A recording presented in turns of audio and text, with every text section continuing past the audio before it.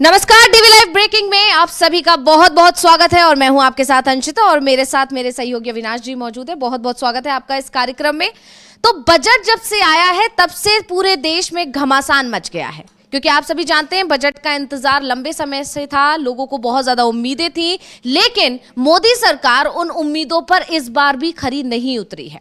हालांकि मोदी सरकार की तरफ से लगातार ये प्रचार किया जा रहा है या बीजेपी के जो नेता हैं वो इस प्रचार प्रसार में लगे हुए हैं कि इस पूरे बजट में खास तौर पर मिडिल क्लास का ध्यान रखा गया है, खास तौर पर बिहार का ध्यान रखा गया है। अब बिहार का ध्यान क्यों रखा गया है ये आप सभी जानते हैं। ये प्रचार इसलिए किया जा रहा है क्योंकि इस साल के आखिर तक बिहार में विधानसभा चुनाव होने हैं, लेकिन असलियत इससे बिल्कुल परे है और विपक्ष इसकी परतें लगातार खोल रहा है। विपक्ष लगातार मोदी सरकार जिस तरह से ये दिखाने की कोशिश कर रही है उसकी कलई खोल रहा है और विपक्ष ये बता रहा है कि ये जो बजट जिसको ये मोदी सरकार ये पेश कर रही है कि मिडिल क्लास के लिए हम लेकर आए हैं या बिहार को खुश करने की जो कोशिश की गई है, ये असल में सिर्फ एक झुनझुना है और असलियत ये है कि इससे ना तो मिडिल क्लास को कोई फायदा होने जा रहा है और ना ही बिहार की जनता को इससे कोई फायदा हुआ है। और इसीलिए अब बिहार में इसके खिलाफ जो आम जनता है या कहें खास मुख्य विपक्षी जो दल हैं बिहार के, वो खुलकर इस बात पर आ गए हैं कि हम अपने लिए जो विशेष जो पैकेज होना चाहिए उसको लेकर ही रहेंगे। तो सबसे पहले हम राहुल गांधी को सुन लेते हैं कि उन्होंने क्या कुछ कहा है जब से ये बजट आया, यानी संसद से लेकर सड़क तक इस पर घमासान मच गया और बुरी तरह से मोदी सरकार गिरती नजर आ रही। सबसे पहले हम राहुल गांधी को सुनेंगे। आज बजट पास हुआ, पेश हुआ, उसमें आप देखिए बजट का पूरा लक्ष्य 25 लोगों को फायदा पहुंचाने का। आपको थोड़ा सा दे देंगे, कह देंगे भैया ये लो थोड़ा सा टैक्स माफ कर लेंगे, मगर अगर आप बजट का लक्ष्य देखेंगे तो हिंदुस्तान का धन 20-25 अरबपतियों को देने का है। हिंदुस्तान में 50% पिछड़ा वर्ग है, 15% दलित है, 8% आदिवासी, 15% माइनॉरिटी और मान लो 5% गरीब जनरल कास्ट के लोग। प्राइवेट अस्पतालों के मालिक देखो, प्राइवेट कॉलेजेस यूनिवर्सिटीज के मालिक देखो, बड़ी बड़ी कंपनियों के मालिक देखो, बड़े बड़े जजेस की लिस्ट निकालो और मुझे दिखा दो पिछड़े वर्ग के कौन है, दलित कौन है, आदिवासी माइनॉरिटीज के कौन है, गरीब जनरल कास्ट के कितने हैं। वही चुने हुए लोग हैं, उनके मित्र हैं, वो सब उनको मिलता रहता है। 90 लोग बजट बनाते हैं, जो आपका पैसा बंटता है, आज बटा है, 90 लोगों ने निर्णय लिया है। पिछले साल मैंने उनकी लिस्ट निकाली, मैंने क्या पता लगाता हूं ये है कौन। 50% पिछड़े वर्ग की आबादी है, 90 में से 3 पिछड़े वर्ग के लोग हैं, अफसर हैं, छोटे छोटे डिपार्टमेंट पकड़ा रखे हैं। अगर बजट में 100 रुपए बंटते हैं तो पिछड़े वर्ग के अफसर 5 रुपए का निर्णय लेते हैं। यहां पे मेरे दलित भाई बहन हैं, आपके बारे में बहुत बात होती है। आपके 90 में से 3 अफसर हैं,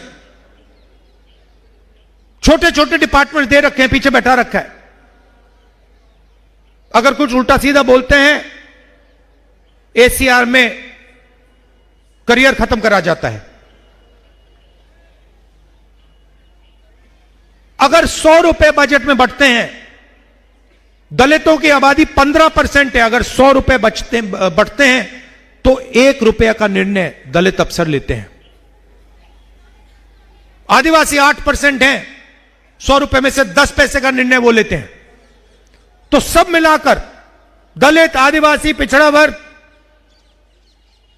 अगर आप सबको मिला लो 100 रुपए में से 6 रुपए 10 पैसे का निर्णय आप लोग लेते हो और पैसा आप दे रहे हो। जीएसटी दे कौन रहा है? गरीब जनरल कास्ट के लोग, पिछड़ा वर्ग, दलित, आदिवासी, माइनॉरिटी, यही तो दे रहे। अदानी थोड़ी दे रहा है जीएसटी, अंबानी थोड़ी दे रहा है, आप लोग दे रहे हो। और फिर आप देखते हो कि भाई हमने जीएसटी दी, बजट में हमें पैसा नहीं मिला, बैंक से हम पैसा नहीं ले सकते, रोजगार नहीं मिलता, छोटे व्यापारियों को खत्म कर दिया। और फिर ध्यान भटकाने का काम शुरू हो जाता है। कभी अमिताभ बच्चन दिखाएंगे, डांस गाना दिखाएंगे, क्रिकेट दिखाएंगे। तो अभी हमने राहुल गांधी को सुना, लगातार जिस तरह से मोदी सरकार बजट को लेकर बहुत सारे दावे कर रही है, वहीं दूसरी तरफ राहुल गांधी जब दिल्ली चुनाव प्रचार चल रहा है इस वक्त, और उसी के चुनाव प्रचार के दौरान जब वो पहुंचे तो उन्होंने किस तरह से, एक तरह से कह सकते हैं, धज्जियां उड़ाकर रख दी और पोल खोलकर रख दी कि सरकार कैसे आम जनता को बेवकूफ बना रही है। और इस बार भी कहीं ना कहीं उसने कुछ चुनिंदा लोगों के लिए ही ये पूरा बजट तैयार किया है। क्या कुछ कहना है आपका अविनाश जी, और क्या कुछ अपडेट है आपका? हाँ नहीं, एक्चुअल में क्या है, सरकार जब बजट पेश करती है तो बहुत सी चीज़ें छुपा देती है कि इस बार भी जैसे बोला गया कि 12 लाख रुपए तक की का कर्जा जो इनकम टैक्स है उसको फ्री कर दिया जाएगा। लेकिन उसके बाद ये साथ ही साथ ये चीज़ भी सरकार ने बता दी कि इसी हफ्ते वो टैक्स बिल भी लेके आ रहे हैं।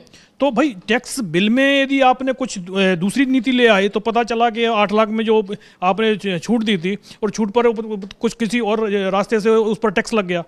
तो अभी तक बहुत सारी चीज़ें क्लियर नहीं हुई हैं कि बजट में जो करीब 1.5 घंटे का और उन्होंने भाषण दिया, लेकिन बजट इतना बड़ा होता है कि उसको पढ़ने में ही पूरा दिन लग जाता है। तो अभी जो उसके बाद जो वित्त मंत्री ने भाषण दिया उसमें तो उन्होंने जो अच्छी बातें थी वो तो सामने रख दी, लेकिन जो पब्लिक को जो चीज़ मिलनी चाहिए क्या वो सब चीज़ें मिली? दूसरी बात, जैसे बात में आपने की बिहार को लेकर भी, बिहार का उन्होंने 9 बार जिक्र कर दिया, लेकिन क्या बिहार को जो उन्होंने पहले दिया था ये पिछले बजट में ही, आज से 7 महीने पहले बजट पेश हुआ था कि चुनाव के बाद पेश किया गया था, तो क्या बिहार को जो योजनाएं आपने दी थी 1 साल में वो योजनाएं उनका पूरा फंड इस्तेमाल हो पाया कि नहीं हो पाया? और अगर नहीं हुआ है तो उस फंड का क्या हुआ? तो जाहिर सी बात है कि आप योजनाओं की घोषणा तो कर देते हैं, लेकिन उसकी जमीनी स्थिति क्या है? हमने देखा कि अभी जैसे दरभंगा का एम्स का मामला हुआ, उसकी घोषणा तो हो गई 5 साल पहले, लेकिन अभी तक उसका शिलान्यास अभी पिछले दिनों करने के लिए पीएम साहब पहुंचे हैं। जमीन पर तो है ही नहीं चीज़ें।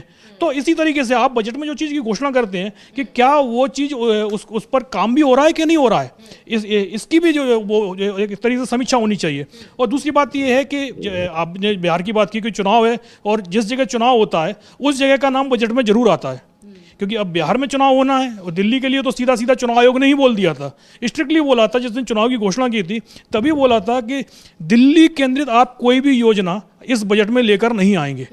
तो इसलिए दिल्ली का नाम तो बजट में नहीं सुनाई दिया, नहीं तो यदि चुनाव आयोग ने नहीं रोका होता तो 9 बार यदि बिहार का नाम आया है तो मान के चलिएगा 7-8 बार दिल्ली का भी नाम आता। तो दिल्ली का नाम इसलिए सिर्फ चुनाव आयोग के जो निर्देश थे उस चक्कर में नहीं बोल पाए, नहीं तो सिर्फ और सिर्फ सरकार का ध्यान यही होता है कि किस राज्य में चुनाव है। जिस राज्य में चुनाव होता है बजट में उस राज्य का नाम उतनी ज़्यादा बार बोला जाता है। पिछली बार जैसे हमने देखा कि भाई आंध्र प्रदेश से सबसे ज़्यादा आपको सांसद चुनकर आए थे, 25 में से 21 सांसद एनडीए के जीते थे वहाँ से, और चंद्रबाबू नायडू के समर्थन से आपकी सरकार चल रही थी। तो पिछले बजट में आपने देखा था कि सबसे ज़्यादा बार यदि किसी स्टेट का नाम बोला जा रहा था तो फिर वो आंध्र प्रदेश का नाम बोला जा रहा था। लेकिन इस बार क्योंकि अब सरकार को लगता है कि भाई बिहार की ज़्यादा ज़रूरत है, तो इस बार आंध्र प्रदेश पूरी तरीके से साफ हो गया है। भाई आंध्र प्रदेश को तो अभी भी ज़रूरत है।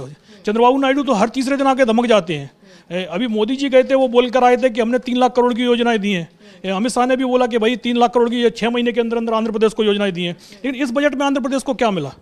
भाई जो योजनाएं पिछली बार थी उनको आप थोड़ा आगे बढ़ाया, इसके अलावा कोई नई योजना तो आंध्र प्रदेश को दी नहीं है आपने। तो जाहिर सी बात है बिहार के लिए जो घोषणाएं हुई हैं, बिहार को मतलब एक तरीके से नीतीश कुमार को थोड़ा सा क्योंकि चुनाव तक उनको साथ रखना है, और वो लगातार डिमांड जिस चीज़ की कर रहे थे वो डिमांड तो उनकी पूरी नहीं की गई। भाई पटना को सेंट्रल यूनिवर्सिटी का दर्जा लगातार नीतीश कुमार की डिमांड है, लेकिन आज तक सेंट्रल यूनिवर्सिटी का दर्जा पटना विश्वविद्यालय को आज तक नहीं मिला है।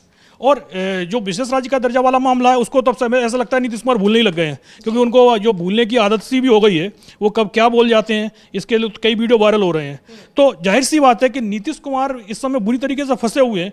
और दूसरी बात, बीजेपी को भी ये लग रहा है कि भाई नीतीश कुमार कहीं पलटी अल्टी ना मार जाए, तो इसलिए उनको खुश करने के लिए कुछ योजनाओं का ऐलान बजट में कर दिया गया है। लेकिन ये योजनाएं शुरू भी होंगी कि नहीं होंगी, सबसे बड़ा सवाल यही उठ रहा है। और दूसरी बात जो ध्यान है सरकार का सीधा सीधा दिल्ली पर तो है ही है, फोकस तो दिल्ली पर ही है।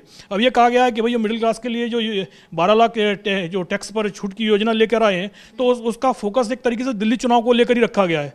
लेकिन इसका भी फायदा तभी होगा जब हम देखेंगे कि जो इनकम टैक्स बिल आता है उसमें सरकार किस तरीके से एक तरीके देखा जाएगा कि भाई टैक्स किस तरीके से लगा देती है।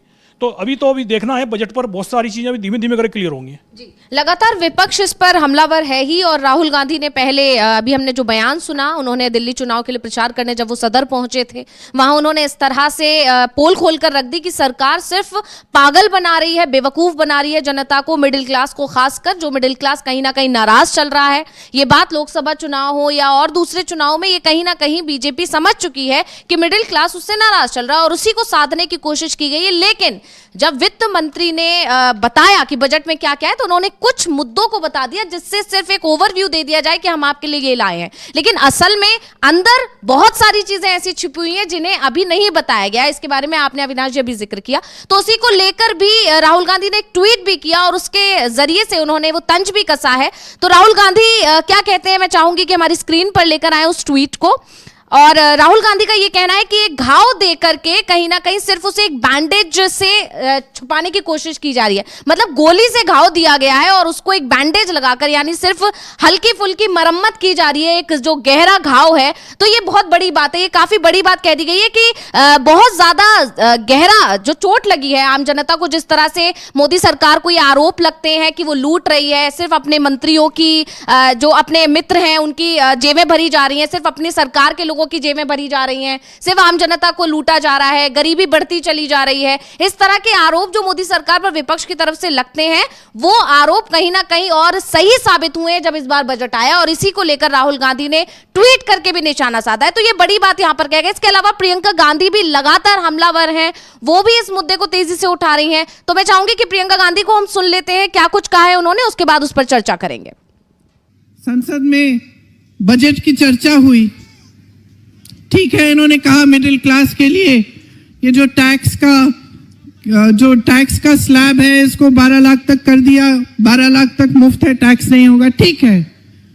लेकिन कोई इनसे पूछ रहा है कि कितने लोग इस देश में, कितने लोग टैक्स भरने लायक हैं, कितने लोग इतना कमा भी रहे हैं कि वो टैक्स भरेंगे, कि वो 12 लाख रुपए कमा पाएंगे एक साल में? मैं बताती हूं, 7 करोड़ लोग, लेकिन 135 करोड़ जनता टैक्स नहीं भर पा रही है। 135 करोड़ जनता इतना कमा ही नहीं पा रही है।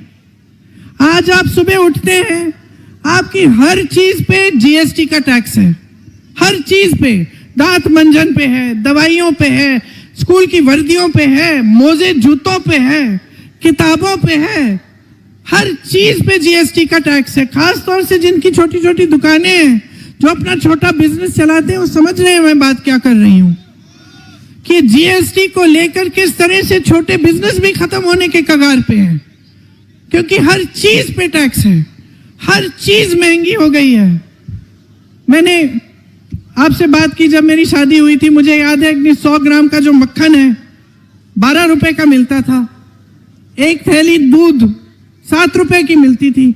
आज बताइए, आज तो 75 रुपए से ज्यादा हो गया है, इतना सा मक्खन। आप मक्खन खाते हैं, ब्रेड खाते हैं, चाय पीते हैं, कुछ भी लेंगे, आज आप उस पे टैक्स भर रहे हैं। और कमा क्या रहे हैं? हर जगह बेरोजगारी है, तमाम पद खाली पड़े हुए हैं।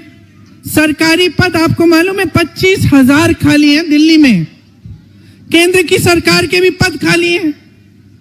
अब बेरोजगार बच्चे हैं। देखो, आजकल वो जमाना नहीं है कि आप अपने बच्चों को पढ़ाएंगे लिखाएंगे नहीं, कि अगर आप छोटा कारोबार कर रहे हैं कहेंगे कि चलो 12 साल का हो गया इसको इसी में लगा देते हैं, वो जमाना नहीं है।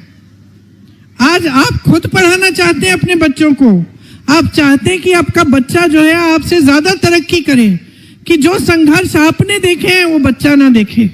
हम सब वैसे ही हैं। मुझसे अगर आप पूछेंगे क्या नहीं चाहती मैं अपने बच्चों की। अभी हम प्रियंका गांधी को सुन रहे थे अविनाश जी, और उन्होंने बहुत बड़ी बात कही है कि नॉर्मली जो रोजमर्रा की चीजें हैं, दूध, मक्खन, ब्रेड, ये खाना, ये भी बहुत महंगा हो गया। और क्या फायदा है ऐसे इनकम टैक्स की जो ये बात कही जा रही है कि छूट मिल रही है, छूट मिल रही है। उसके अलावा जीएसटी तो इतना बढ़ गया है, हर छोटी चीज पर जीएसटी है, चाहे वो स्कूल यूनिफॉर्म हो, चाहे वो ब्रेड हो, मक्खन हो, दूध हो, सब पर तो जीएसटी लगा दी गई है। तो क्या फायदा हो रहा है इधर इनकम टैक्स में छूट देने का, और इधर वो तो मिडिल क्लास को देखकर नहीं छूट रहा है ना कि जीएसटी मिडिल क्लास पर नहीं लगेगी, तो फिर फायदा क्या हो रहा है? क्या कुछ आपको लगता है, क्या कहना चाहेंगे आप? नहीं, सबसे बड़ी बात तो जो प्रियंका गांधी ने बोली है कि भाई सिर्फ 7 करोड़ लोग हैं जो टैक्स भरते हैं, और उस 7 करोड़ में से सिर्फ 1 करोड़ के करीब लोग हैं जिनको इसका फायदा मिलेगा।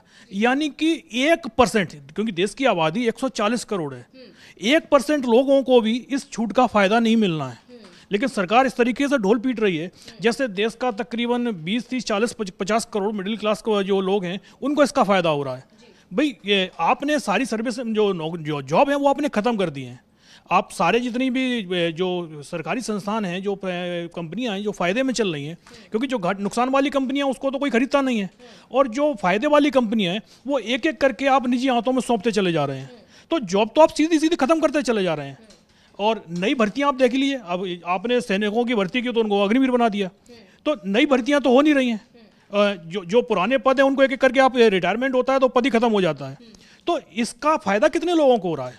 लेकिन जीएसटी जो है वो आज की तारीख में चाहे अमीर हो, चाहे गरीब हो, चाहे मिडिल क्लास हो, जो आदमी 5,000 रुपये भी नहीं कमाता वो भी जीएसटी भर रहा है, उसको तो कुछ नहीं मिल रहा ना सरकार की तरफ से। आपने सिर्फ 1% लोगों को ये खाली टैक्स में जो छूट के लिए आपने घोषणा की है, लेकिन उसका ढोल इस तरीके से पीटा जा रहा है जैसे कि सरकार ने बहुत बड़ी एक तिजोरी अपनी खोल दी है देश की जनता के लिए। तो जाहिर, और उसके बाद बाकी की जो कुछ है आपने मिडिल क्लास को इसके अलावा और क्या दिया, जो क्योंकि एक सर्विसमैन है, चलो भाई मान लिया कि 1 करोड़ लोगों को थोड़ा बहुत फ़ायदा इसका हो गया, लेकिन बाकी का दूसरी बात यह है कि आप गरीबों को ले लीजिए, उनके लिए कोई योजना लेके आए। जैसे कांग्रेस की सरकार के समय में मनरेगा योजना आई थी, उसमें आप हर बार उसका बजट कम कर देते हैं। भाई उससे जो एक ग्रामीण है, जो गरीब आदमी है, वो मनरेगा में कौन काम करता था? भाई गरीब आदमी को ही रोजगार उसमें मिलता था। भाई आप यदि उसको कोई फ्री के यदि राशन दे रहे हैं, यदि उसकी जगह आप उस मनरेगा योजना में उसका बजट बढ़ा देते, लोगों को घर पर ज़्यादा काम मिल जाता, तो भाई वो राशन तो वो खरीद कर भी ले लेते। तो जाहिर सी बात है सरकार का पूरा जो भी योजना बनाई गई है, जो राहुल गांधी ने बोला कि भाई 25-30 लोगों के लिए आपने योजना बना दी, 2-4 चीज़ें आपने आम लोगों के लिए की और उसका आप ढोल पीट रहे हैं। लेकिन जो चीज़ आप एक तरीके से बजट में करोड़ों रुपए आपने उद्योगपतियों के लिए रख लिए हैं, और उसका फ़ायदा किसको होना है ये भी सभी को पता है। वो 25-30 लोग, राहुल गांधी का कहना है कि भाई 25-30 जो टॉप उद्योगपति हैं, और उसमें अभी 3-4 जो उनके नाम वो लगातार लेते रहते हैं, उन्हीं के लिए पूरा का पूरा बजट है। और भाई यदि कुछ आम आदमी के लिए थोड़ी बहुत घोषणा इसलिए कर दी गई हैं ताकि इस बजट पर सवाल ना उठाए जाएं। लेकिन ओवरऑल जो राहुल गांधी का कहना है कि भाई बुलेट की इंजरी है और आपने उस पर बैंडेड लगा दी है, भाई सर्जरी की ज़रूरत है। आपको बहुत जो एक तरीके से लोअर क्लास है, आर्थिक रूप से कमज़ोर हो या दलित हो, माइनॉरिटी हो, उनको भाई बहुत ज़्यादा ज़रूरत है, आप उन पर विशेष ध्यान दें, उनके लिए बजट में उनके लिए कोई नई योजना लेके आए। कोई भी नई योजना आम गरीबों के लिए कोई योजना लेके नहीं आई है, ना दलितों के लिए है, ना माइनॉरिटी के लिए है। लेकिन ये उद्योग के नाम पर कि भाई 6.5% का औद्योगिक विकास होगा, उसके लिए आप कई तरह की योजनाएं लेके आ रहे हैं जिसका फ़ायदा सीधा सीधा उद्योगपतियों को होना है। भाई बात वो भी है कि भाई जिन उद्योगपतियों को फ़ायदा हो रहा है वो कितने लोगों को रोजगार दे रहे हैं। देश के जो टॉप उद्योगपति हैं, आप देखिएगा कि रोजगार देने के मामले में वो कुछ हज़ार कुछ लोगों को रोजगार देते हैं।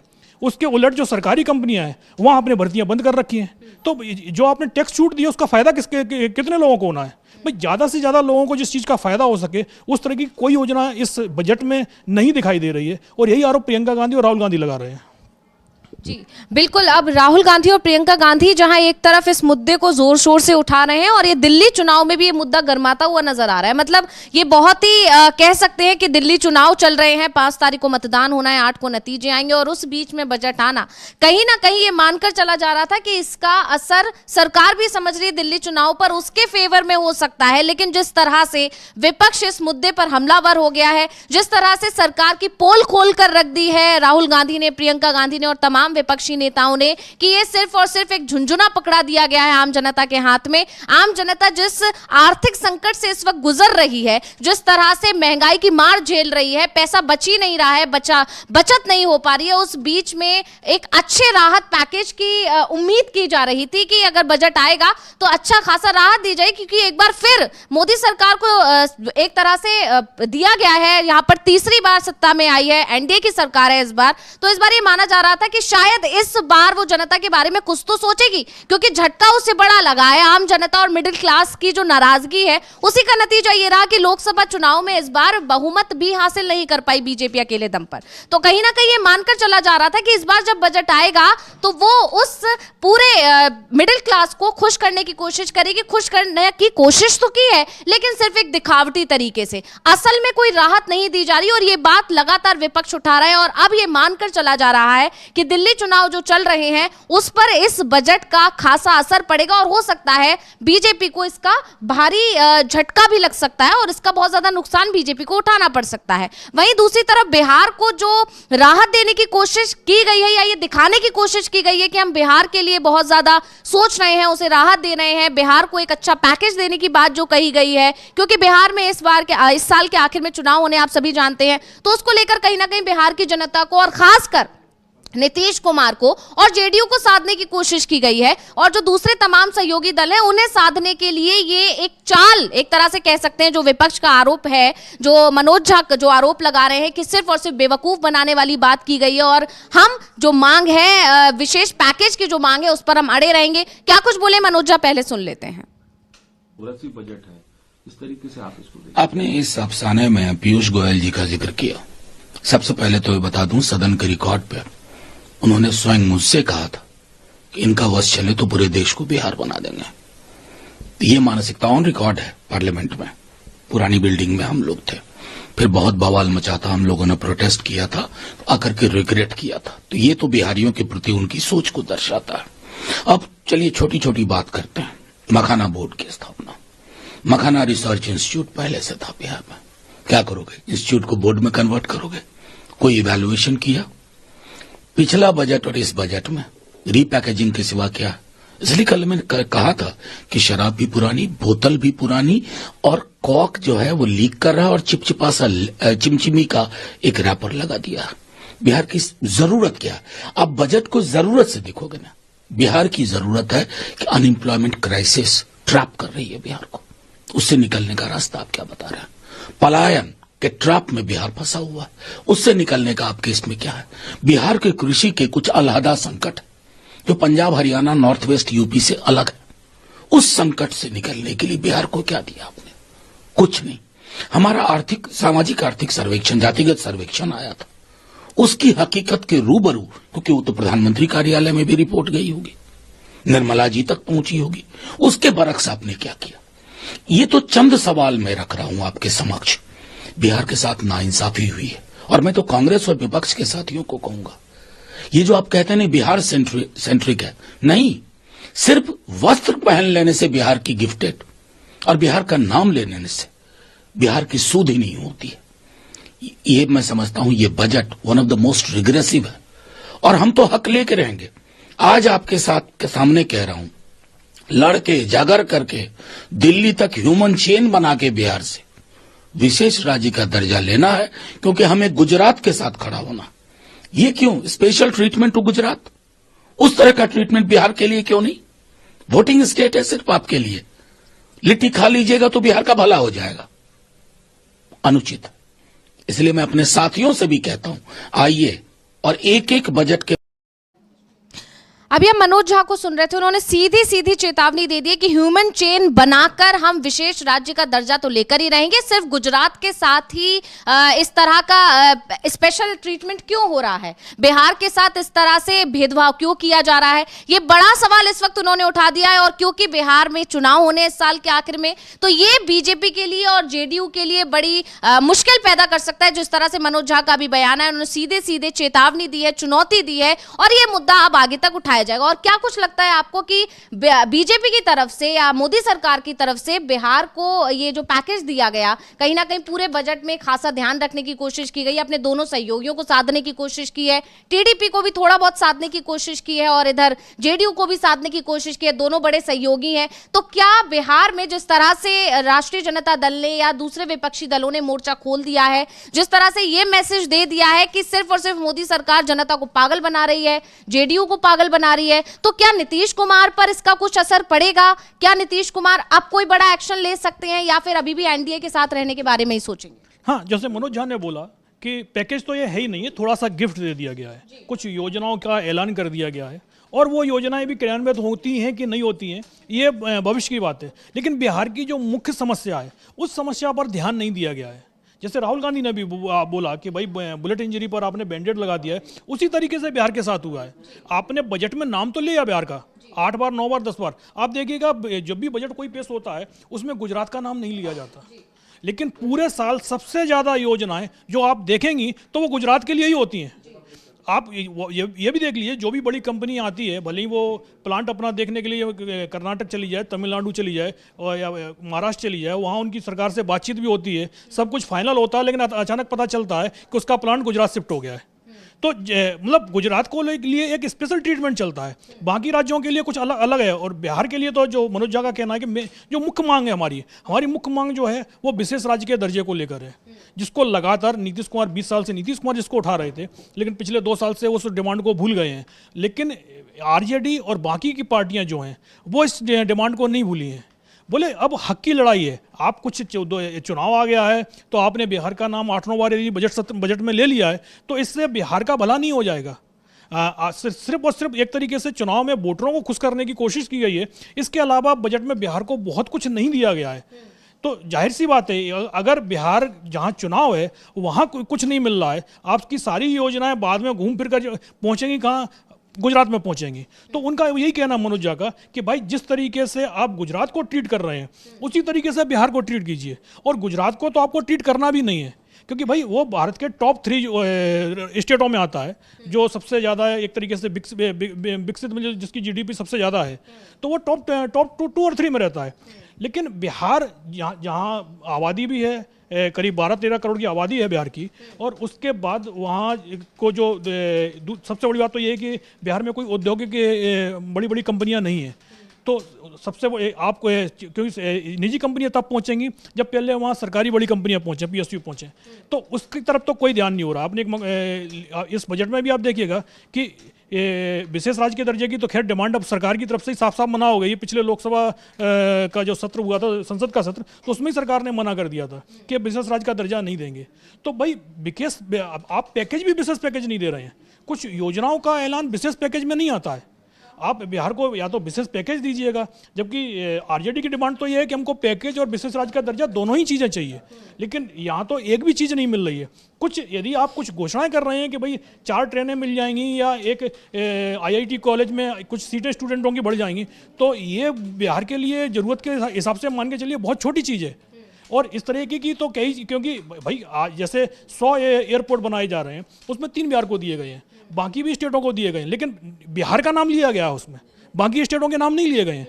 तो सिर्फ नाम लेने भर का बजट ये बिहार के लिए है, बताने के लिए कि बिहार को हमने ये दिया है, बाकी कुछ नहीं है। बाकी का तो जाहिर सी बात है, जो भी योजनाएं जानी है वो गुजरात की तरफ ही जानी है, और उन्हीं योजनाओं को लेकर मनोज झा का कहना है कि भाई गुजरात वाला काम आप बिहार में भी कर दीजिएगा। मतलब साफ है कि बिहार में जो विधानसभा चुनाव होने हैं सिर्फ उस पर फोकस करते हुए ही बीजेपी ने या मोदी सरकार ने ये दांव चला है एक तरह से, क्योंकि ये कहा ही जाता है, विपक्ष भी हमेशा आरोप लगाता है कि बीजेपी सिर्फ और सिर्फ चुनावों पर फोकस करती है और ये राजनीति भी चुनाव को देखकर ही करती है, और इसीलिए बिहार का ही पूरे बजट में नाम सुनने को दिखाई दिया, और सिर्फ नाम ही सुनने को मिला है। असल में जमीनी स्तर पर वो चीजें नहीं होंगी, और यही बात विपक्ष की तरफ से लगातार दोहराई जा रही है। इसी बीच क्योंकि इस वक्त दिल्ली में चुनाव चल रहे हैं, चुनाव प्रचार अब एक तरह से बिल्कुल आखिरी चरण में पहुंच चुका है, तो इसको लेकर मैं चाहूंगी मेरी सहयोगी मानसी आए, और क्योंकि आप फील्ड पर हैं, आम जनता से मुखातिब हो रही हैं, क्या कुछ लगता है आपको, क्या चल रहा है दिल्ली में इस वक्त? देखिए अंशिता जी, इस बार का दिल्ली चुनाव में अगर आपको बताऊं तो काफी ज्यादा मतलब इतना ज्यादा समझ में नहीं आ रहा है, यानी कि आप साफ साफ नहीं बता सकते कि हाँ ये पार्टी मतलब जीत सकती है, यही पार्टी जीत सकती है, क्योंकि पिछले चुनावों की बात की जाए 2020 की, तो उसमें साफ साफ नजर आ रहा था कि कौन सी पार्टी जीत रही। लेकिन इस बार क्या है कि थोड़ा क्लियर नहीं आ रहा है, क्योंकि अगर जहां भी मैं विधानसभाओं में गई, विधानसभा क्षेत्रों में गई, लोगों से बात की, तो कहीं ना कहीं हर पार्टी की कई कई योजनाओं से जनता खुश थी तो कहीं नाराज थी। अगर बात करूं मैं बीजेपी की, तो बीजेपी का जैसा कि जो बयान दिए थे उसका लोकसभा चुनावों में कहीं ना कहीं डेंट लगा था, तो वो कहीं ना कहीं विधानसभा चुनावों में दिल्ली में भी लग सकता है। क्योंकि कई महिलाओं से बात की, आदमियों से बात की, उन सबका यही कहना था कि जो बीजेपी की तरफ से बयान लगातार दिए जाते हैं वो कभी भी विकास को लेकर बात नहीं की जाती है। बीजेपी के नेता आते हैं, सिर्फ बयानबाजी करते हैं, धार्मिक मुद्दों पर आपस में लोगों को मतलब लड़वाते हैं। उनका ये कहना था कि पहले भी हम हिंदू मुस्लिम साथ रहते थे, लेकिन अब हम लगातार देख रहे हैं बीजेपी वाले यही बोलते हैं कि हिंदू खतरे में हैं, मुसलमानों की वजह से, इस तरीके के बयान देते हैं। तो कहीं ना कहीं नजर ये आ रहा है कि लोगों के अंदर दिल्ली में बीजेपी के खिलाफ नाराजगी है, और देखा जाए कांग्रेस हो या फिर आम आदमी पार्टी हो, लगातार चुनाव प्रचार कर ही रही है। हालांकि कांग्रेस थोड़ा सा लेट हो गई है ये कह सकते हैं, लेकिन हाँ इस वक्त लगातार तीनों ही पार्टियों का चुनाव प्रचार लगातार जारी है, और अभी हम क्लियर भी नहीं बता सकते हैं कि कौन जीत रहा कौन नहीं जीत रहा है। लेकिन हाँ इस बार का चुनाव काफी ज्यादा तीनों ही पार्टी के लिए चुनौतीपूर्ण नजर आ रहा है। मतलब क्या लगता है आपको कि आपने लोगों से जाकर बात की तो किन मुद्दों से या किन चीजों से ज्यादा परेशान है? प्रदूषण का मुद्दा हमेशा छाया रहता है, फिलहाल पिछले दिनों ये यमुना का मुद्दा भी बहुत ज्यादा छाया रहा, तो क्या आम जनता के आपने जो बात की उसमें कोई ऐसी चीजें देखने को मिली कि किस चीज से नाराज हैं लोग? अच्छा, बात की जाए दिल्ली की, तो असल में सबसे ज्यादा परेशानी दिल्ली में पानी की कह सकते हैं, सीवर की परेशानी है, वो सबसे ज्यादा मेन मुद्दा रहा है। कहने का मतलब ये है कि लोगों का कहना ये है कि आम आदमी पार्टी आई, उसने कोशिश की और कर भी रही है, लेकिन फिर भी पूरी तरीके से जो उनकी समस्या है वो हल नहीं हो पा रही है। दिल्ली में खासकर पानी, गंदे पानी की सबसे ज़्यादा समस्या है, सीवर की समस्या है, तो वो सबसे बड़ा मुद्दा इस बार नजर आ रहा है। लेकिन आप देख सकते हैं कि पार्टी के नेताओं की बयानबाजी में कुछ और ही नजर आता है, तो कहीं ना कहीं जनता में इस चीज़ को लेकर नाराजगी भी है। लेकिन हाँ असल में मुद्दे, जितने भी लोगों से बात की, यही मुद्दे हैं। मतलब आपको क्या लगता है कि अभी वहां पर सीधे टक्कर जो बताई जा रही है वो बीजेपी और आम आदमी पार्टी की बताई जा रही है, जैसा कि आ रहा है, लेकिन असल में क्या जमीन पर भी ऐसा ही है? ये सिर्फ खबरें हैं कि सिर्फ दो पार्टियों की टक्कर है, कांग्रेस कहीं बहुत ज्यादा दिखाई नहीं दे रही है, तो जमीनी स्थिति क्या कहती है? जी बिल्कुल, देखिए खबरें ही हैं, लेकिन जब जमीनी स्तर पर जाकर लोगों से बात की तो कहीं आप ये नहीं कह सकते हैं कि आम आदमी पार्टी और बीजेपी में ही टक्कर है। कांग्रेस भी पूरी तरीके से यह मुकाबला इस बार लड़ती हुई नजर आ रही है। भले ही उसने देर कर दी है, लेकिन इसके बाद भी कांग्रेस की तरफ से जो चुनाव प्रचार किया जा रहा है, जो मैनिफेस्टो जारी किया गया है, उससे महिलाओं में काफी ज्यादा और लोगों में काफी ज्यादा मतलब खुशी है, और ये भी चाहते हैं। कांग्रेस की बात करूं तो कई लोगों से मैंने बात की थी, सबका यही कहना था कि शीला दीक्षित की सरकार थी, उस दौरान कई काम किए गए थे, और आखिर उनका ये भी कहना है कि उन्हीं के द्वारा जो काम किए गए, आपके नेता फीता काटकर मतलब उनका सिर्फ उद्घाटन कर रहे हैं। लोग चाहते भी हैं कि कांग्रेस आए, लेकिन अब यही वाली बात है कि खबरें जो चल रही हैं कि आम आदमी पार्टी और बीजेपी में टक्कर है, लेकिन नहीं, त्रिकोणीय मुकाबला इस बार दिल्ली के चुनाव में नजर आ रहा है। बहुत बहुत धन्यवाद मानसी, ये तमाम जानकारी हमारे दर्शकों को देने के लिए। तो ये मानसी से अभी हम बात कर रहे थे, और मानसी ने बताया कि कैसे त्रिकोणीय मुकाबला है, चुनौती है इस बार, आम आदमी पार्टी के लिए भी है। बीजेपी जो ये सोचकर चल रही थी कि बजट जो आया है उससे कहीं ना कहीं उसे फायदा हो सकता है, आम जनता को वो लुभा लेगी, लेकिन जिस तरह से राहुल गांधी, प्रियंका गांधी और तमाम विपक्षी दल जनता के बीच जाकर असलियत बता रहे हैं इस बजट के पीछे की, कि कैसे सिर्फ जनता को बेवकूफ बनाया जा रहा है, मिडिल क्लास के हाथ में सिर्फ झुंझुना पकड़ाया गया है, ये जो असलियत खोलकर रख रहे हैं कांग्रेस के नेता, तमाम नेता, वो कहीं ना कहीं बीजेपी को और बड़ा नुकसान देते हुए दिखाई दे रहे हैं। और आम आदमी पार्टी के खिलाफ भी कांग्रेस ने मोर्चा खोला हुआ है, तो कहीं ना कहीं कांग्रेस दोनों के लिए मुश्किल पैदा करती हुई दिखाई दे रही है। तो दिल्ली में इस वक्त सभी राजनीतिक दल डटे हुए हैं, जोर शोर से प्रचार चल रहा है, और इसी बीच ओवैसी का भी एक बयान बहुत तेजी से सामने आया, और उन्होंने मोदी सरकार के लिए, बीजेपी को मजबूत करने के लिए कई लोगों को जिम्मेदार ठहरा दिया है। क्या कुछ बोले ओवैसी, पहले सुन लेते हैं। 280 से लेकर 306 से लेकर अब 240 एमपी आए हैं, तो मेरी वजह से नहीं आए। जीत रहा है मोदी तो केजरीवाल की वजह से जीत रहा है। मोदी अगर जीत रहा है तो अखिलेश की वजह से जीत रहा है। मोदी अगर जीत रहा है तो तेजस्वी यादव की वजह से जीत रहा है। मेरे वजह से नहीं जीत रहा, तुम्हारे वोट की वजह से नहीं जीत रहा। अरे वोट डालने वाले अखिलेश के, वोट डालने वाले केजरीवाल के, वोट डालने वाले तेजस्वी यादव के हैं। तुम कब तक इन जालिमों के कूली, इनके नौकर बन के जिंदगी गुजारोगे? 50 साल से हम वही काम कर रहे हैं, कभी इनको मुख्यमंत्री तो कभी उनको प्रधानमंत्री, और हम क्या कहते हैं, नहीं नहीं हमने इनको कामयाब कर दिया। अरे तुमने जिसको कामयाब किया वो तुम्हारे घर में चराग करने से पहले तुम्हारे घर को वीरान करता है। तो अभी ओवैसी को हम सुन रहे थे अविनाश जी, क्या लगता है आपको कि इन्होंने तो पूरा जिम्मेदार तेजस्वी यादव को अरविंद केजरीवाल को ही बना दिया है? क्या कुछ लगता है आपको कि इससे क्या इफेक्ट पड़ेगा? नहीं, सही बात है जो ओवैसी ने कहा। आप देखिएगा, सरकार बनने के बाद, केंद्र में सरकार बनी, उसके बाद ये नेता कहाँ चले गए? एक भी नेता क्या केंद्र सरकार से लड़ता हुआ आपको दिखाई दे रहा है? यदि एक नेता यदि आपको दिखाई दे रहा है तो फिर वो कांग्रेस के राहुल गांधी दिखाई दे रहे हैं। इसके अलावा कोई भी नेता केंद्र से सीधा बढ़ने की हिम्मत नहीं जुटा पा रहा है। राहुल गांधी चाहे चुनाव के बाद हो चाहे चुनाव से पहले हो, जिस तरीके से वो केंद्र सरकार और पीएम मोदी के खिलाफ जिस तरीके से मुहिम वो चुनाव से पहले चला रहे थे, चुनाव में बीजेपी को जीत मिली, कांग्रेस की सीटें 99 रह गई, लेकिन उसके बावजूद राहुल गांधी के तेवरों में कोई बदलाव नहीं आया। लेकिन आप चुनाव के बाद देखिएगा बाकी नेता कहाँ हैं? अरविंद केजरीवाल कभी भी नरेंद्र मोदी के खिलाफ कोई स्टेटमेंट नहीं देते हैं। अभी चुनाव चल रहा है तो तब भी आप देख लीजिएगा उनके स्टेटमेंट बहुत ही नब्बे तुले होते हैं। और वही हालत आप अखिलेश यादव की देख लीजिएगा या बाकी जितने भी क्षेत्रीय पार्टियां हैं, चाहे ममता बनर्जी हो, कोई भी हो, ये लोग सिर्फ और सिर्फ अपना वोट देख देख के हिसाब से चलते हैं। क्योंकि ममता बनर्जी को ये पता है कि भाई कांग्रेस कमजोर रहेगी तो उनको, ममता बनर्जी को ज़्यादा दिक्कत नहीं होनी है। वही हालत, क्योंकि कांग्रेस को जब तक कमजोर बनाए रखेंगे तब तक इन लोगों की राजनीति चलती रहेगी।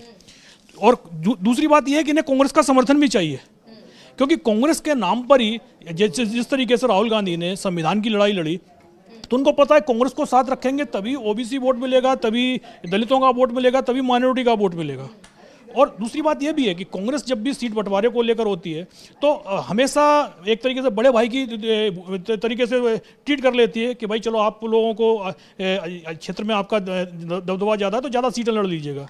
और कांग्रेस खुद कम सीटों पर चुनाव लड़ लेती है, उसका फायदा इन क्षेत्रीय पार्टियों को होता है। लेकिन आप दिल्ली में देखिएगा, जहाँ कांग्रेस को ज़रूरत होती है वहाँ ये लोग कांग्रेस के साथ नहीं होते हैं, लेकिन जिस जगह इनको कांग्रेस की ज़रूरत होती है वहाँ कांग्रेस से गठबंधन जरूर कर लेते हैं। आप मध्य प्रदेश देखिए या गुजरात का देखिए, राजस्थान का चुनाव देखिएगा, यहाँ ये लोग अपने कैंडिडेट उतार देते हैं। लेकिन जब उन्हें ज़रूरत लगता है कि भाई यूपी में राहुल गांधी की ज़रूरत है तो अखिलेश यादव से गठबंधन करने के लिए तैयार हो जाएंगे, बिहार में तैयार हो जाएंगे। लेकिन आप दिल्ली में देख रहे हैं, केजरीवाल ने अभी तक, जैसे दिल्ली दंगे हुए आज से 5 साल पहले, उसमें एक स्टेटमेंट आपने केजरीवाल का नहीं सुना होगा, कहीं पर भी नहीं गए। सीए को लेकर जो भी आंदोलन हुआ उसमें भी केजरीवाल आपको कहीं नहीं दिखाई दिए, उनकी पार्टी के लोग नहीं दिखाई दिए। बाद में तो ये खबरें भी आई थी कि केजरीवाल ने अपनी पार्टी के नेताओं से साफ साफ कह दिया है कि भाई सीए के आंदोलन को अपन लोगों को सपोर्ट नहीं करना है। मतलब एक तरीके से जो नीति बीजेपी लेके आ रही है उसी को आम आदमी पार्टी भी बढ़ा रही थी। विरोध करने के लिए कौन खड़ा हुआ था? सिर्फ एक पार्टी कांग्रेस खड़ी हुई थी। लेकिन जाहिर सी बात है कि कांग्रेस मजबूत होगी तो नुकसान किसका होगा? बीजेपी का तो होगा ही होगा। बीजेपी भी नहीं चाहती कि कांग्रेस मजबूत हो, क्योंकि जो अपर कास्ट की राजनीति बीजेपी करती है, उसके अलावा बाकी जो वर्ग हैं, क्योंकि चाहे माइनॉरिटी हो, चाहे दलित हो, चाहे ओबीसी हो, ये सभी के सभी कांग्रेस के खेमे में कई वोट थे।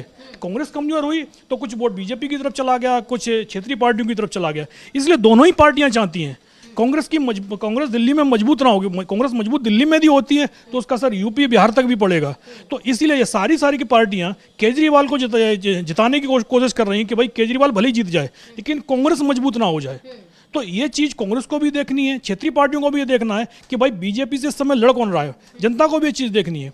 जो चीज़ ओबीसी ने बोली है कि भाई ओबीसी ने कांग्रेस का नाम नहीं लिया, उन्होंने ये बोला कि मोदी यदि 240 पर आया है तो जाहिर सी बात है, जनता तो है ही है कि वोट तो वही देती है। लेकिन जो लड़ाई राहुल गांधी ने लड़ी, राहुल गांधी उसको 240 तक लेके आए। अगर आपने देखा हो चुनाव से पहले जिस तरीके से 400 पार की बातें चल रही थी, उसमें सिर्फ राहुल गांधी ही थे जो लगातार ये बोल रहे थे कि जो मीडिया दिखा रहा है और जो जमीन की स्थिति है वो बिल्कुल अलग है। ये स्थिति नहीं है जो मीडिया पर बताई जा रही है। क्षेत्रीय पार्टियां उस समय भी बीजेपी के खिलाफ बहुत ज़्यादा संघर्ष करते हुए नहीं दिखाई दे रही थी, लेकिन राहुल गांधी ने जब संघर्ष को आगे बढ़ाया उसके बाद धीमे धीमे करके हर चरण में स्थितियां बदलती चली गई। और यदि 240 तक यदि बीजेपी रुकी है तो उसके पीछे सीधा सीधा कांग्रेस का ही हाथ है।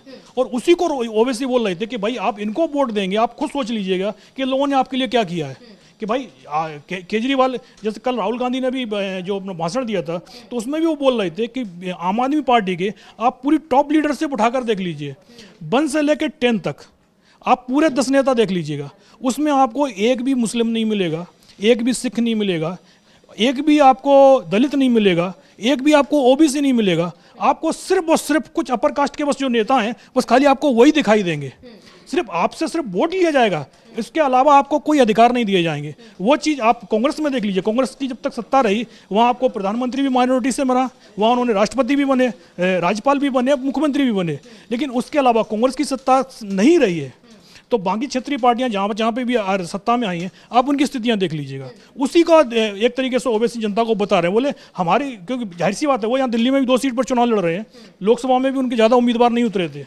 तो सीधा सीधा उनका कहना यही है कि भाई वोट डालने से पहले आप सोच लीजिएगा कि भाई बीजेपी से लड़ कौन रहा है। यदि जो बीजेपी का विरोधी वोटर है, जो उनका समर्थक है, तो जाहिर सी बात है वो तो बीजेपी को वोट करेगा। लेकिन बीजेपी की कोशिश यही होती है कि उसका जो विरोधी वोट है, क्योंकि बीजेपी का जो वोट शेयर है वो करीब 35-40% तक के बीच में रहता है, जो 60 से 65% वोट जो उनके खिलाफ रहता है, यदि उसमें बंटवारा हो जाता है तो बीजेपी को उसी चीज़ का फायदा हो जाता है। तो यही चीज़ ओवैसी ने बोला है कि भाई आपको ये देखना है कि हमें सिर्फ बीजेपी को नहीं हराना है, हमको ये देखना है कि हमारे हक में कौन एक तरीके से हमें ये जो कुछ योजनाएं दे सकता है या हमें आगे बढ़ा सकता है, हमारी तरक्की के लिए कौन सी पार्टी जरूरी है। कि खाली हम बीजेपी को हरा के खुश हो जाएंगे कि हमने इनको जिता दिया, हमको जिताना नहीं है, हमको अपना भी देखना है। तो यही चीज़ ओवैसी ने बोली है कि, और कांग्रेस तो अब जाहिर सी बात है दिल्ली चुनाव में, जैसे मानसी ने बताया कि अभी जो जिस तरीके से मीडिया में चल रहा है कि खाली जो मीडिया दिखा रहा है कि सीधी फाइट है, कांग्रेस कुछ सीटों पर मुकाबले में, लेकिन जब जमीन पर स्थितियां देखी जाती हैं तो बिल्कुल उलट देखी जाती हैं कि हर सीट पर कांग्रेस मुख्य मुकाबले में दिखाई दे रही है। बस 1-2 सीट जरूर हो सकती हैं, वो तो बीजेपी भी कई सीटों पर होगी, 3-4 सीटें बीजेपी के पास में भी ऐसी होंगी जहां वो बहुत कमजोर स्थिति में होंगे, वही स्थिति आम आदमी पार्टी के साथ में भी होगी, लेकिन और वो स्थिति भी कांग्रेस के साथ में भी हो सकती है, 2-3 सीटों पर वो कमजोर हो, लेकिन अधिकतर सीटों पर मुख्य मुकाबले में तीनों ही दल दिखाई दे रहे हैं। तो इसीलिए संभवतः दिल्ली में क्या रिजल्ट आएंगे, हंग असेंबली बनती है, किसी को बहुमत मिलता है, ये 8 तारीख तक ही पता पड़ पाएगा।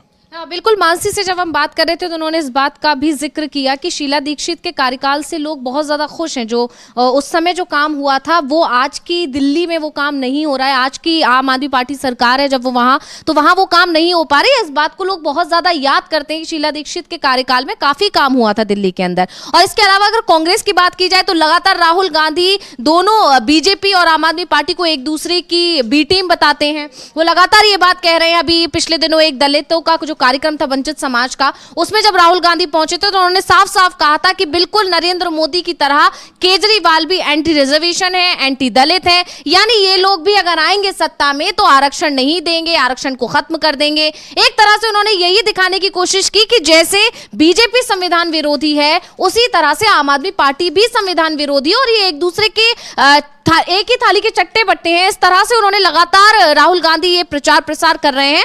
और इसके अलावा राहुल गांधी आम जनता से जो खुद जाकर मिल रहे हैं, जिस तरह से एक और वीडियो उनका सामने आया, रेडी पटरी वालों से वो जाकर मिले और क्या कुछ उनकी बातचीत हुई, पहले हम वो वीडियो देखते हैं।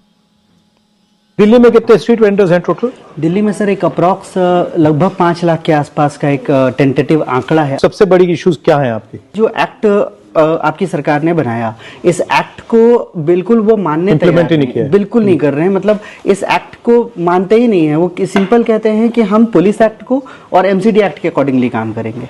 इस एक्ट को इम्प्लीमेंट करके इसके अकॉर्डिंगली जो प्रोटेक्शन मिली है स्ट्रीट वेंडर को, मतलब इसको सीधे डिनाई कर रहे हैं। जो सबसे पहला काम है सर्वे करना। आज सर 11 साल अप्रॉक्स होने को आए, लेकिन अभी तक सर्वे नहीं हुआ है सही तरीके से। और जहाँ कहीं भी देश भर में छुटपुट सर्वे हुआ है तो अप्रॉक्स 10 to 15% से ज्यादा स्ट्रीट वेंडर कवर नहीं किए गए। कोई डेजिग्नेटेड स्पेस नहीं होती, जगह नहीं होती स्ट्रीट वेंडर्स की? नहीं, हमारे कानून में थी सर। हमारे कानून में बहुत अच्छे प्रावधान दिए गए हैं कि टाउन वेंडिंग कमेटी ये सारा निर्धारित करेगी।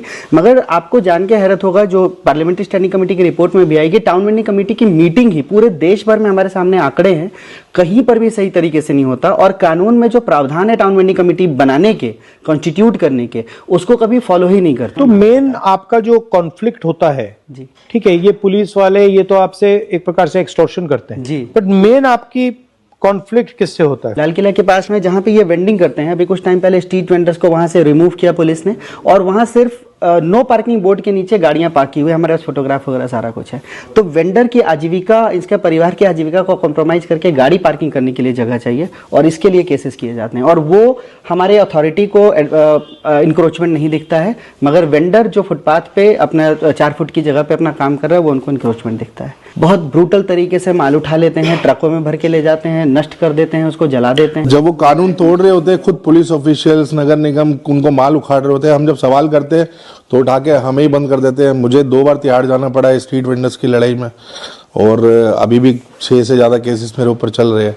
तो इस तरीके से ये लोग हमें कमजोर करने का काम करते हैं। तो आपके लिए आइडियल सिचुएशन क्या होनी चाहिए? अगर बिल्कुल परफेक्ट हो जाए आपके लिए तो क्या होना चाहिए, कैसा होना चाहिए? सर, डेजिग्नेटेड वेंडिंग जोन, जैसे एक तो कि दिल्ली में ही अगर हम बात करें, कई सारे मार्केट हैं जो 50 साल से भी ज्यादा पुराने हैं, जिनको हेरिटेज मार्केट डिक्लेयर करना है। तो इस जोन में अगर 300 लोग काम करते हैं तो आप उनके लिए एक डेजिग्नेटेड जोन बना दो और वो 300 लोग वहां जाएंगे। सबके लिए जगह होगी, 1 number stall, 2 number stall, 3 number stall, सबके पास आईडी कार्ड होगा, सबके पास डॉक्यूमेंट होंगे, कभी भी चेक हो सकते हैं। तो इस तरीके से कोई भी आके नहीं कर सकता। आम आदमी पार्टी की सरकार ने दिल्ली में स्ट्रीट वेंडर्स के लिए कुछ किया? क्या किया? सिर्फ एक ही चीज किया सर, उन्होंने स्कीम जो, और वो स्कीम हमने ड्राफ्ट की थी, पहली स्कीम तो बहुत गलत बनी थी इनकी, सबसे खराब स्कीम बनी थी।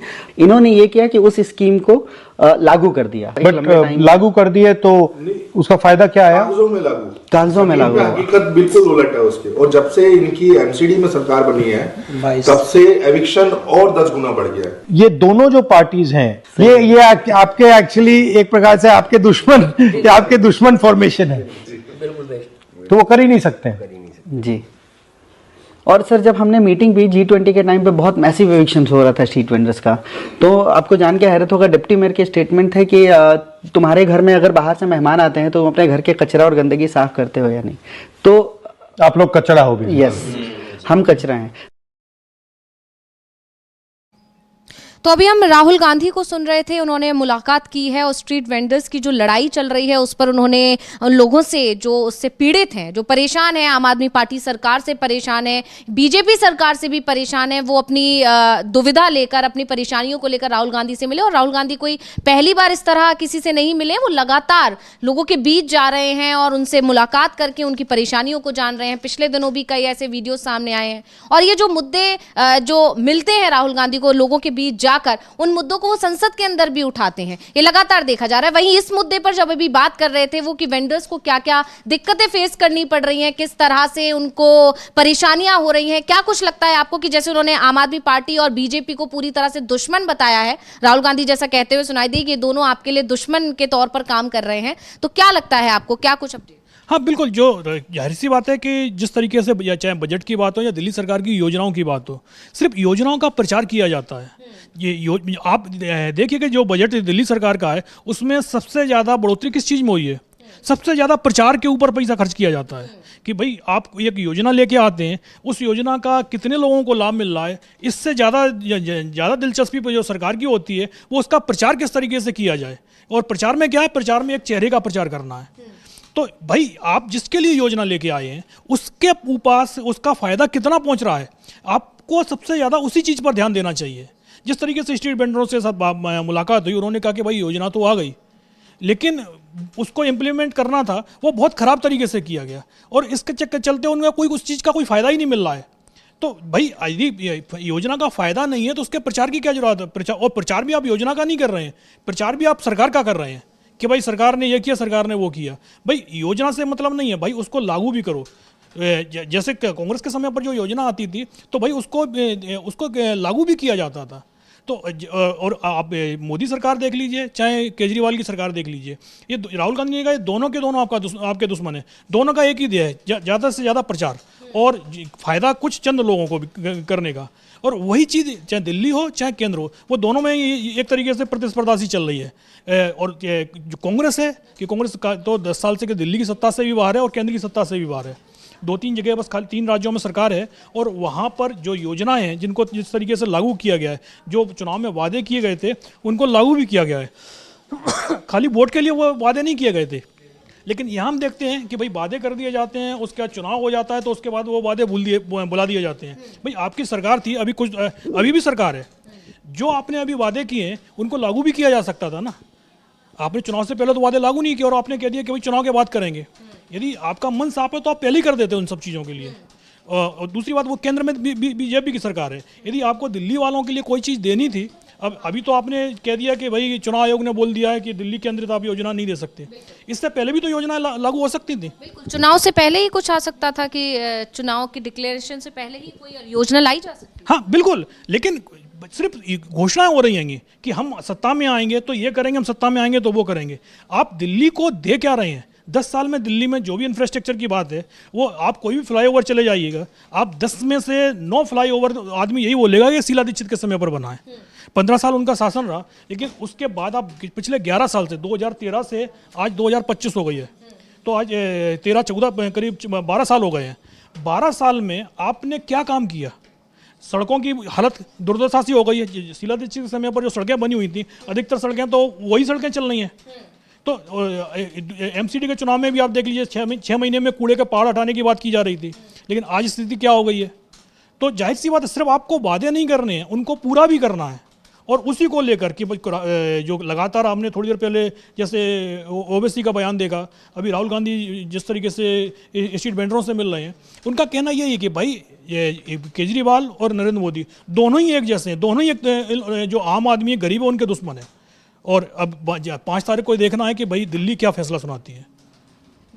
बिल्कुल, तो अभी जैसे कि अविनाश जी आपने बताया कि सिर्फ और सिर्फ बेवकूफ़ बनाने की कोशिश की जाती है जनता को। सिर्फ ये कहा जाता है कि हम सरकार में आएंगे तो आपको ये करेंगे, वो करेंगे, आपको ये देंगे, लेकिन असल में काम नहीं हो रहा है। जबकि आम आदमी पार्टी इस वक्त सत्ता में है और उसने इतने सालों में कुछ क्यों नहीं किया, जो अब कुछ योजनाएं लाकर रख दी गई हैं, घोषणाएं कर दी गई हैं, और फिर उसके बाद घोषणाओं पर कितना अमल होता है ये तो हम पिछले कई सालों में देख ही चुके हैं। और वो चीज़ आम जनता भी बता रही है कि उन्हें कितनी दिक्कतों का सामना करना पड़ा है। जिस तरह से हमारी टीम, डीवी लाइव की टीम लोगों से मिल रही है, जान रही है कि क्या क्या परेशानियां हैं, लोग अपनी बात कह रहे हैं, और यही बात राहुल गांधी भी लगातार उठा रहे हैं। और अभी हमने जो वीडियो देखा उसमें भी वेंडर्स अपनी परेशानियां राहुल गांधी को बता रहे थे। इससे पहले राहुल गांधी एम्स पहुंच गए थे अचानक ही, वहां जाकर जिस तरह से लोग ठिठुरती ठंड में सड़क पर और एम्स के अंदर बाहर बरामदे में लेटे हुए जिस तरह से नजर आए, जिस तरह से परेशानियों का सामना करते हुए दिखाई दिए, तो उसको लेकर भी राहुल गांधी ने दिल्ली सरकार और बीजेपी सरकार, जो मोदी सरकार है,